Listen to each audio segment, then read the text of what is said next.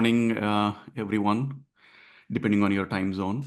So this talk is about why we do point of care ultrasound, what is it, and give you some common scenarios as to what is the utility of it in nephrology and critical care or nephrocritical care.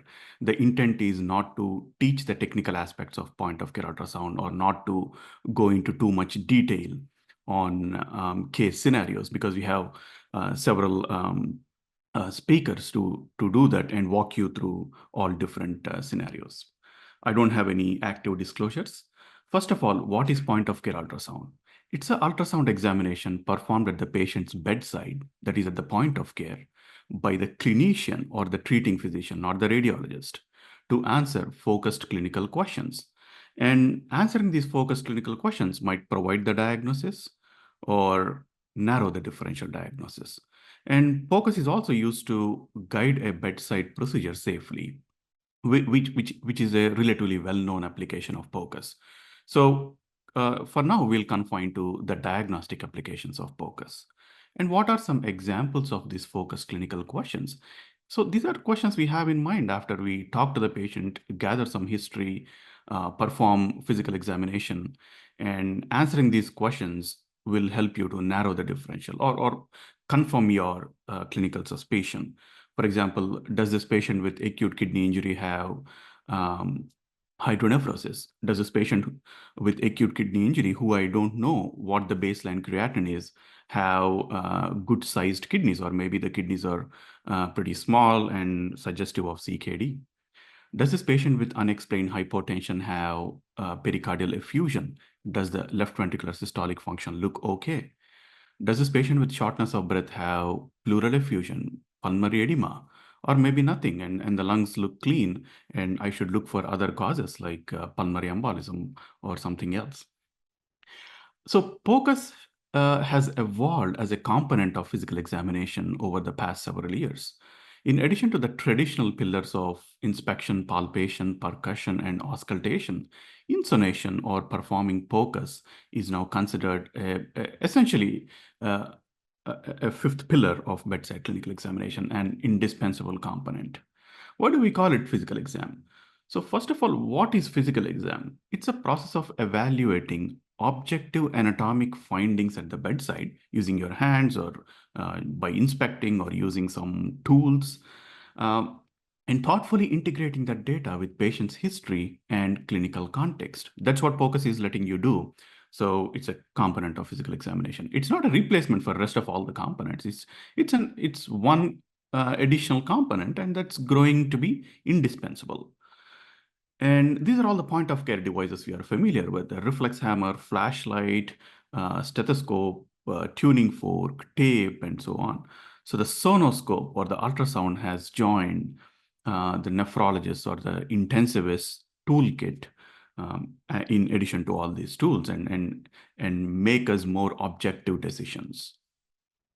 So coming back to our field in nephrology and intensive care unit medicine, what are some focused clinical questions that we have in mind? Acute kidney injury is a familiar scenario to us, so we'll go over that. So the questions after we exclude obstruction and hydronephrosis, we have our, should I give this patient fluid? Should I remove fluid from this patient? Maybe this patient has congestive nephropathy. Or does the pump need help? Meaning all hypotension is not just lack of fluid, right? So maybe the patient has heart failure and impaired forward flow. How do I know? And once you answer that initial question, we have further questions. Did I give adequate amount of fluid? Did I remove adequate amount of fluid? So how do we address all these questions?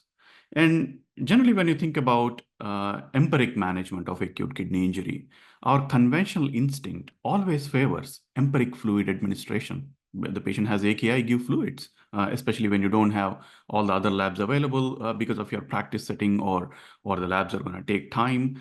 You just assume that the patient is volume depleted and administer fluids. And I think that's something similar to the blind man and an elephant story. I mean, because most of you are from India, you should be familiar with this story. It's a group of blind men who never came across an elephant, and the elephant is brought to their village. And each of them feel a different portion of the elephant and try to describe how it looks like. Or this guy here says, oh, elephant looks like a spear. This guy says elephant looks like a snake. This guy says elephant looks like a fan because he's feeling just the ear. This guy says elephant is like a wall because he's following, he's feeling this body. And this guy who is feeling the tail thinks elephant is like a rope. And this guy says elephant is like a pillar. So you're just going by one particular element and missing the whole point. That's the same case when you just empirically give fluids to any patient with acute kidney injury. So if you put that in the context of AKI, assume the patient is actually congested and is fluid overloaded, but still we are blindfolded clinicians looking at one single parameter. This guy here says, oh, urine sodium is less than 20, so we should give fluids. This guy reviews the chart and says, oh, the chart documents negative fluid balance. So the patient must be volume depleted, so give fluids. This guy says, oh, lungs sound clear to auscultation, let's give fluids. This guy says, lactate is elevated, give fluids. Hypotension, give fluids.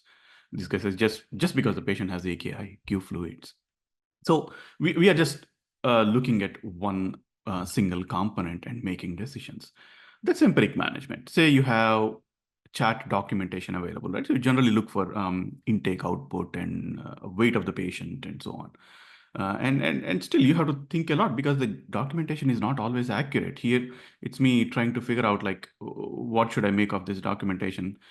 Here it says the daily net fluid balance is minus 860, whereas the patient has dropped like almost 7 kg, which doesn't make sense.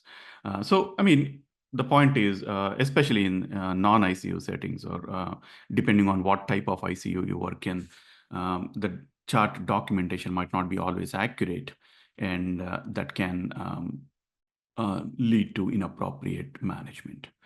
And so, and how do we further assess after just instinctively thinking, looking at the documentation? You want to assess multiple components of the hemodynamic circuit, not just confine to one component. So you want to know what's the forward flow. Is the blood pressure preserved? Is the stroke volume okay? And if there are elevated back pressures, meaning is the left heart pressure elevated, and the consequence of that would be pulmonary edema, and is the right heart pressure elevated, and the consequence of that would be venous congestion. All these things play a role in clinical decision making in day-to-day practice. And normally, how do we do that? We go by conventional physical examination. Or you touch the patient and say, oh, the patient feels cold to me, the patient feels warm to me, maybe the cardiac output is reduced or cardiac output is increased. Is it really accurate parameter? There is this meta-analysis that looked at 10 studies, and 2 studies showed cool temperature is associated with lower cardiac output, and 3 studies showed only moderate correlation between temperature and cardiac output, and 5 studies showed no correlation. So the data is not really that great, and it's very subjective how you feel the patient, how you assess their temperature, what's the ambient temperature of the room, and so on. How about in the scenario of heart failure? It's been long recognized that the classic signs and symptoms are not necessarily accurate in patients with heart failure. For example, in this study from 1989, Rales, edema, and elevated jugular venous pressure were absent in 18 of 43 patients who had a pretty high pulmonary capillary wedge pressure of more than 22 in a cohort of patients with reduced ejection fraction. So with a combined sensitivity of only 58%. That tells you that, yeah, I mean, if you see these signs, fine, the patient likely has that problem, whatever you're thinking they have. But if in the absence of these signs, you cannot exclude a clinically significant abnormality. And more studies. Here is another meta-analysis of systematic review of 22 studies that looked at the sensitivity and likelihood ratios of various clinical signs that you assess in a patient with fluid overload. Ironically, the only 2 parameters with the decent likelihood ratio were S3 gallop and abdominojugular reflex. And the sensitivity of these 2 parameters is extremely low. So you'll miss a substantial number of patients if you just rely on these signs. And our physical examination skills are not that great, right? So we have to admit that. And again, how many of us really can appreciate an S3 gallop? I asked this question on Twitter, like how many people really do the jugular venous pressure assessment, like the way you're supposed to do with the patient in appropriate angle. You use one instrument to look at the highest point of venous pulsations. You use another instrument to know its height from the right atrial center and so on. So about 80% of the people said rarely or never. Only less than 24% of the people said they do it every day. So it shows that like normally we don't do this. I mean, we know for a fact that we rarely carry two gadgets and accurately measure JVP. This is more problematic if you are following up on the patient after some intervention and trying to see if the patient has improved or not. If you just like qualitatively see, oh, the JVP is still lower neck, mid neck, and next day, then another physician is coming and it is subject to their subjective assessment. So it's a problem. And how about incorporating point of care ultrasound? If you incorporate point of care ultrasound, it substantially increases the sensitivity of physical examination. For example, in this study, doing a focused echocardiogram has increased the sensitivity and specificity of auscultation from 43 to 84 and 84 to 89 respectively. And for valvular heart disease, focused echo has increased the sensitivity from 46 to 94. That's very considerable. And even the specificity increases. And in a cohort of hemodialysis patients who we are like very familiar with and see them almost every day, the sensitivity of lung crackles and peripheral edema was only 9 and 3%, with a combined sensitivity of 13% to detect pulmonary edema that was otherwise found on ultrasound. That's very scary, right? Like our physical examination is not sensitive at all. And the specificity, however, of the physical exam findings is fine, because again, like all these classic signs and symptoms are described when the late presentations of diseases were common. So if you find them, that's fine, but the patient is probably already has like advanced disease. But our intent is to detect an abnormality or a disease process before it becomes that advanced and before the patient needs like all the critical care intubations and all the things that we do in the ICU. How about ARDS people in the ICU? So there is this nice study by Liechtenstein, the father of lung ultrasound, their group, one of the original studies in lung ultrasound field, that compared the diagnostic accuracy of lung ultrasound with chest X-ray as well as auscultation. And you can see the accuracy of ultrasound is substantially higher compared to chest X-ray as well as auscultation for diagnosing pleural effusion, for diagnosing alveolar consolidation, as well as interstitial syndrome, that is pulmonary edema. So why should we subject patients to radiation if we have a modality that is non-invasive and no radiation involved, that is POCUS, which is diagnostically accurate. And essentially, there is no absolute role for getting daily chest X-rays in ICUs. And for cardiogenic pulmonary edema, there is this another meta-analysis that looked at the sensitivity and specificity of lung ultrasound and chest X-ray. They found that the specific sensitivity and specificity of ultrasound were substantially higher than chest X-ray. So point of care ultrasound is better than your conventional physical examination tools, as well as conventional radiologic tools as well. And does POCUS change management? That's what we care about, right? I mean, you don't do POCUS just to get pretty images. You want to change the management. So here, it's a very recent study. They looked at over 1,000 patients with shock in multiple intensive care units in the UK. And they said echocardiography reduced diagnostic uncertainty or changed management in more than 50% of the cases. That's substantial. That means you're probably resorting to empiric management in all these 50% cases before POCUS. Even in rest of the cases, like even if it confirms your diagnostic suspicion, that's still a great thing. So there is no reason not to incorporate POCUS. And does POCUS reduce further imaging studies? That's not the purpose of POCUS. The purpose of POCUS is not to avoid a comprehensive echocardiogram when the patient needs it. But if the patient doesn't need it, if you just have one single focused question, does my dialysis patient have pericardial effusion? You don't need a formal echo for that. So in this study, in the internal medicine ward, they found that using POCUS reduces the average number of diagnostic studies pretty significantly compared to patients in the usual care group, particularly the chest X-rays and echocardiograms, which we get for no reason sometimes. And while you are debating whether to incorporate POCUS or not, the patients are doing POCUS. So this is an interesting study in heart failure literature, where patients are given a small handheld ultrasound device, and the investigators saw if patients can reliably perform lung ultrasound and give you data. So in near future, the patient is coming to you and saying, "Oh, doctor, my lung shows 20 V lines." And now you're like nephrologist who doesn't know how to do POCUS. Yeah, what should I do with that finding? I don't know what it means. Let me auscultate. And basically, you're using a very low sensitive method as opposed to the high sensitive, highly diagnostic accurate method the patient is telling you about. So basically, we lag behind and we miss um, early pathologies if we are not proficient in POCUS. And when performing POCUS, always remember to find a way to document POCUS scans. In US, and in some countries, we have a very defined way of how we save point of care ultrasound images, which is very similar to radiology image archiving. But if you don't have a procedure in place, that can be tricky, because what happens, like if you do some POCUS and you don't document it, and the other specialist comes and they don't have your images available, they'll probably do another examination, or they'll order an additional examination. So if you have a documentation, that would potentially reduce the need for additional examinations and cost for the patient.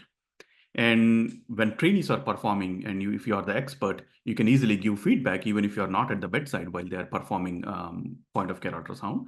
And also receive feedback when you're in doubt, like you work in a remote hospital, you do POCUS, you have a question about some incidental finding you found in the heart, but you want to ask Dr. Hatim Soliman sitting in the UK what his opinion is. If you save the images, it's very easy. If he's available, he can just give you answer in like 1 minute.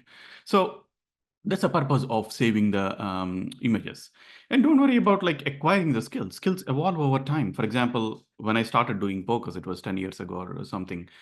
So I initially started with inferior vena cava ultrasound, right? So that's what people think about when thinking about volume status. They think, oh, volume status is inferior vena cava. So that's what I started with. And then I thought, I'm the expert in volume status assessment. I know nothing about cardiac ultrasound or anything. But eventually, as I scanned, I realized that that's not giving me complete information. That's only telling me about the right-sided pressure. What about left-sided pressure? So then I started doing lung ultrasound. Then I thought I'm an expert. Then I realized that's not enough. Then I slowly learned basic cardiac ultrasound and realized that's not enough. Then learned some Doppler parameters. Now I do Doppler echocardiography, there is critical care echocardiography, IVC, lung, VEXUS, which is another Doppler entity that you look for venous congestion. We have all these gadgets, I can do all these things, but still the diagnostic uncertainty remains in certain cases. That means we don't know everything and we need further research. So this growth process never stops, and just don't let this guy intimidate you just because you are learning. Everybody grows. That's a point. Okay, so in the next 5 minutes or so, we'll go over some scenarios that we encounter in nephrology practice. I just want you to warn, don't confine yourself to single organ ultrasound. Don't become just expert in IVC ultrasound and think you know everything about fluid volume. So here we have a patient with AKI. Should I give fluids? What am I showing here? I'm showing you the inferior vena cava. So this is the inferior vena cava going into heart.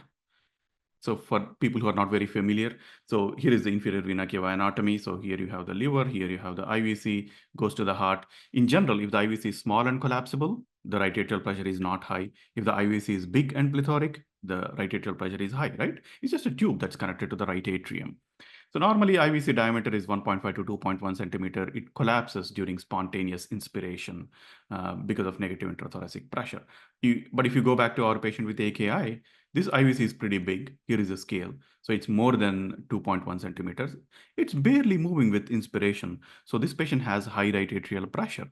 And it's very unlikely that this patient would benefit from intravenous fluids when the right atrial pressure is high. I mean, exceptions exist. Like if you have a pericardial effusion, you want to drain, but the person who has the ability to drain is not readily available, you want to initially give them fluids. But apart from that rare exception, in general, it's not going to do any good to the good to AKI, and it's giving more fluids will only potentiate further deterioration in AKI because of worsening congestive nephropathy. How about this one? Here we have a patient with AKI. Should I give fluids? What am I showing? I'm showing images from the anterior chest here, where you can see a horizontal line followed by multiple vertical lines that are moving with patient's breathing. What are these? So I'm showing you the lung ultrasound findings. Normally, lung ultrasound is not, lung is not seen on ultrasound because it's filled with air and air scatters the ultrasound. And unless it is consolidated or atelectatic, if you have lung consolidation, you can see it. But if it's not, all you see are artifacts. If you see horizontal line in lung ultrasound, like multiple horizontal lines, that's good. That's air-filled lung. For the purpose of lecture, I'm not going to go deep. But if you see horizontal lines, you see A lines, air-filled lung, that's a good thing. If you see vertical lines, that indicates interlobular septal thickening, which is commonly because of fluids.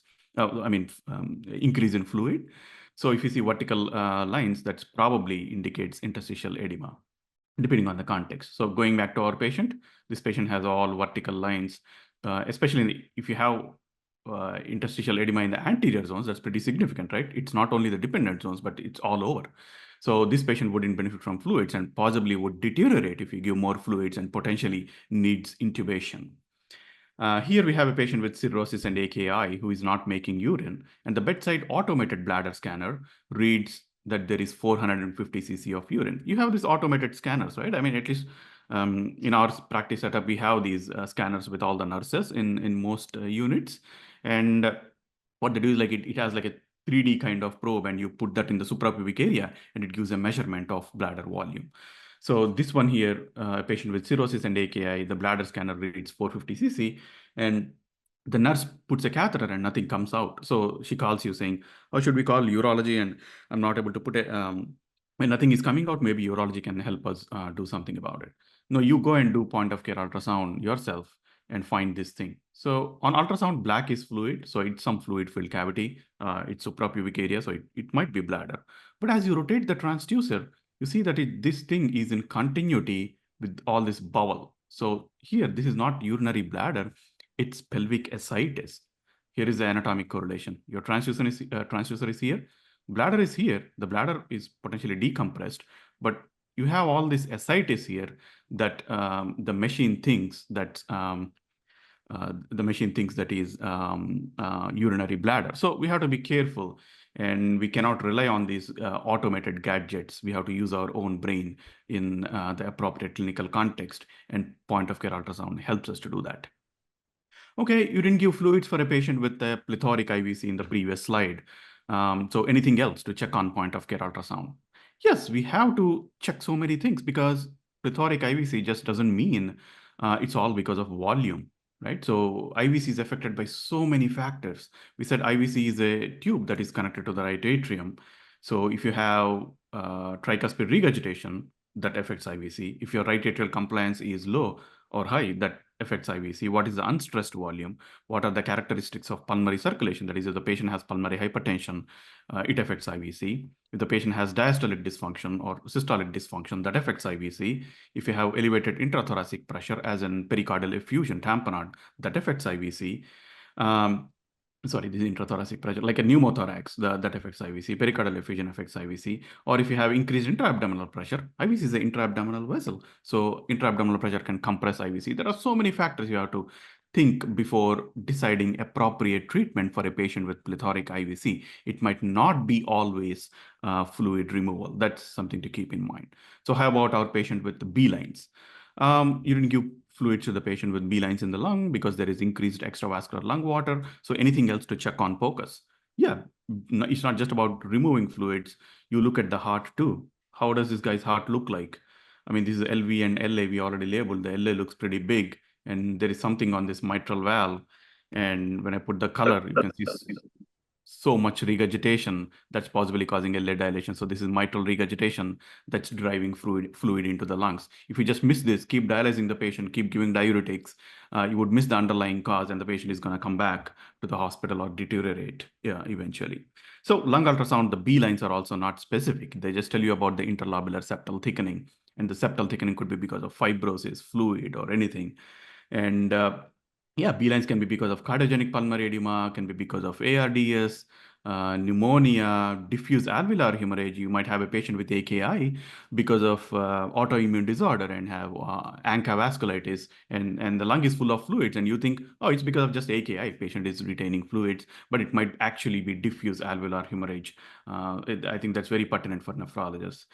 Interstitial lung disease, you have B lines, and sometimes you can see like couple of B lines in dependent areas, especially in elderly patients. So those are physiologic B lines. So again, the clinical context is very important. And here is another scenario where you have a patient with hyponatremia, and physical exam, that is POCUS, shows a small collapsible IVC. IVC is 100% collapsible here, right? And it appears small. But is that enough to diagnose hypovolemic hyponatremia? There's a common misconception that small collapsible IVC is volume depletion. That's not true. Now you try to do a stroke volume assessment. I'm not going to go into details, but generally you are seeing how the blood is flowing out of the heart and get a measurement, and you get a sense of stroke volume. So here, this number here called the velocity time integral, which is a surrogate for stroke volume, is 28 centimeters. The normal value being 72 to 23 centimeters. That means the stroke volume is elevated. Yeah, if anything, it's not low. So volume depletion is associated with low stroke volume. If the stroke volume is high, this is not volume depletion. This patient most likely has euvolemic hyponatremia. If you give fluids, I mean, the patient might improve if the urine osmolality is low, but if the urine osmolality is high, the patient's sodium level will deteriorate. So we have to, again, like evaluate the entire hemodynamic circuit and not not rely on single organs. In the interest of time, I'll just eliminate talks about fluid responsiveness because we have speakers talking about all these intricate things. But always remember that, like, if you are thinking about fluid responsiveness, which means I give some fluid, will the patient respond to that fluid by increasing cardiac output? So if you find a patient to be fluid responsive when using POCUS or when you're using any other bedside tools, that's not really a helpful clinical question because of two reasons. One thing is fluid responsiveness is not an indication for giving fluids because that's not equal to fluid depletion. Because we all should be fluid responsive in physiologic state, and exhausting a physiologic state and pushing the patient to pathologic spectrum is not desirable. And also fluid responsiveness doesn't guarantee absence of congestion. In one study, like approximately 50% of people who are fluid, more than 50% of the people who were fluid responsive were found to have some signal of venous congestion, either left-sided congestion or right-sided congestion. Indicating potential harm from indiscriminate fluid administration. That's something to keep in mind. And also, like, once IVC is plethoric, you do further assessment because it's hard to follow just IVC diameter with response to treatment, and point of care ultrasound lets you monitor response to treatment in real time.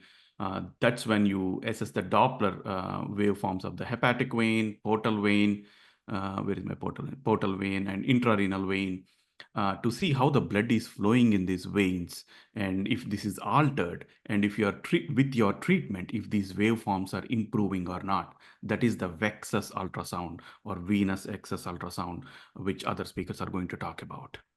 And yeah, these waveforms change so much. Like normally portal vein waveform looks like this, but in this patient with fluid overload, it looked very pulsatile, and with fluid removal, it nicely improved. And with, again, like gain of fluids, it becomes pulsatile, and it became pulsatile again with gain of fluids. And as we removed fluid, it became normal. So the point is, they are very dynamic. So I'm just going to remind you that fluid status assessment or volume assessment, whatever you call it, realistically, we should call it hemodynamic assessment.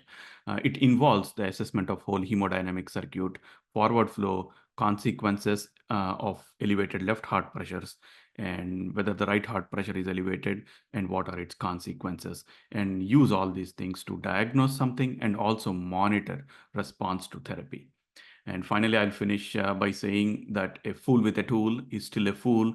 You might have point of care ultrasound, you might have all the fancy invasive gadgets, but if you don't know how to interpret them, how to integrate this data in the appropriate clinical context and change patients' management, it's essentially useless. So with that understanding, I finish. Thank you so much for the opportunity. And as always, it's a pleasure to be on this stage.